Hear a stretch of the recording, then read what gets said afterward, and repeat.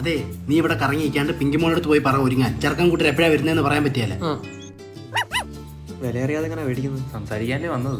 ഡേയ്, കാണാൻ വന്നല്ലേ? ആ അതെ, ഇത് തന്നെ വീട് വായോ. എന്റെ പിങ്കിമോളെ തന്നെ ഇഷ്ടപ്പെടാൻ എന്നാ കാര്യം? അത് ഫോട്ടോ കണ്ടപ്പോ തന്നെ ഇഷ്ടപ്പെട്ടെ. നമ്മളും ഈ ടൈപ്പ് നോക്കിയാ നടന്നത്. ടൈപ്പോ? അല്ല, ഈ ഒരു ലുക്ക് ഉള്ളത് നല്ല ക്യൂട്ടല്ലേ? ക്യൂട്ടാണല്ലോ, കാണാൻ എന്നെ പോലല്ലേ. അതാ രണ്ടുപേരുടെ മോന്തയ്ക്ക് ഒരേ ചായ.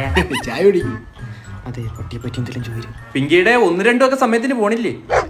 അല്ല, സമയത്തിന് ശീലിപ്പിച്ചത് ഞങ്ങൾക്ക് വലിയ ഉപകാരമായിരുന്നേ. അല്ല, അതൊക്കെ അവരുടെ സൗകര്യമല്ലേ. അത് കുഴപ്പമില്ല, ഞങ്ങൾ ട്രെയിൻ ചെയ്തോളാം. മാമ, എന്തോ ഒരു പൊരുത്തക്കേടില്ലേ? പൊരുത്തപ്പെടാനല്ലേ അവര് വന്നിരിക്കുന്നത്. മാറില്ല, വീട് 2 നിലയല്ലേ. പിന്നെ ടെറസ് ഉൾപ്പെടെ ഉണ്ട്, അതാവുമ്പോ ഓടിച്ചാടി കളിക്കാമല്ലോ. പിങ്കി എങ്ങനെ അനുസരണമൊക്കെ ഉള്ള കൂട്ടത്തിലല്ലേ?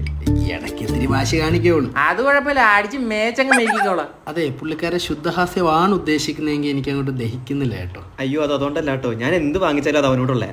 അതങ്ങനെ ശരിയാവും. അല്ല, വാങ്ങുന്നവനാണേലും കൊണ്ടു നടക്കുന്ന ഞാനാണ്. കൊറേ നേരെ അവന്റെ ഒക്കെ വേണ്ട ഞാൻ പറിച്ചില് മോളെടുത്ത് ഇറങ്ങണ്ടെന്ന്. ഓ, കാണാൻ വന്നിട്ടുണ്ടെങ്കിൽ ഞങ്ങൾ കണ്ടിട്ടേ പോത്തോളൂ. ആ അതെ, നിന്നെ പോലുള്ളവന്മാർക്ക് കാണിച്ചു തരത്തില്ലടാ. എടാ ഇവന് കണ്ണുണ്ടാ അതിനെ? എടാ ഇവന് വേണോടാ അതിന്, അതാ തരാത്ത. ഇറങ്ങടാ, ഇളങ്കിൽ ഇറങ്ങിപ്പോടാ വൃത്തിയോട്ടവന്മാരെ.